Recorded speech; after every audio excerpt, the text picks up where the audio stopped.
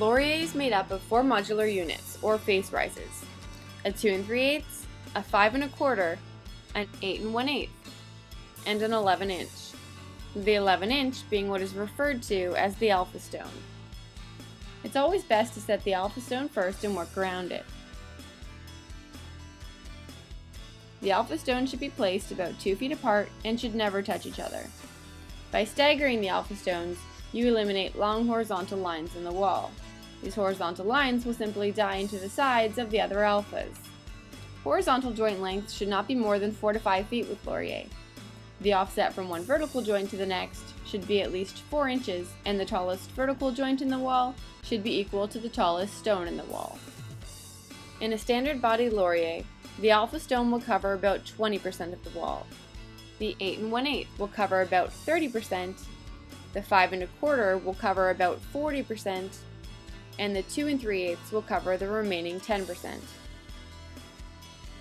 Following these guidelines enables a bricklayer on the other side of the building to replicate the same patterns and distances. Our bonding guidelines are as follows.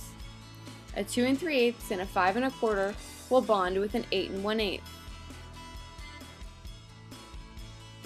A 2 3/8 and an 8 1/8 will bond with an 11-inch. Two 2 3/8 will bond with a 5 1/4, and two 5 1/4 will bond with an 11-inch. Laurier is a very straight-edged stone which is not tumbled. It comes off the skid uncut and unfinished. As always, the heights are set, the depths are set, leaving the lengths to be cut.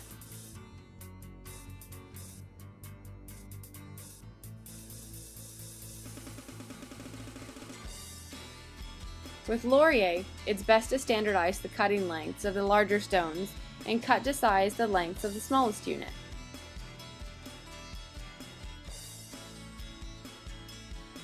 Standardizing the larger units will speed up installation because with every cut you'll end up with 2 usable stones.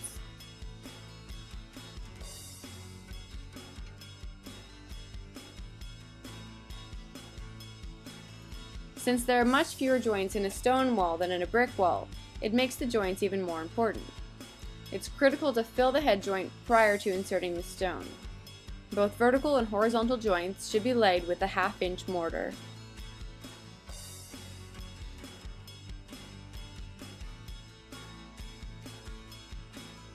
Be sure to maintain an airspace between the structure and the back of the stone. Always line up the backs of the stones, never the fronts. An easy way to do this is to keep one hand on the top of the stone, place your fingers behind, and let them act as a standardized spacer. Use the other hand to set the stone. Maintaining an airspace helps with drainage, drying, sound resistance, and thermal resistance. Once you set the stone, cut off the excess, set your level, and move to the next stone. As always, avoid stepping or stringing together more than 2 to 3 units of the same height, or creating box patterns in the wall.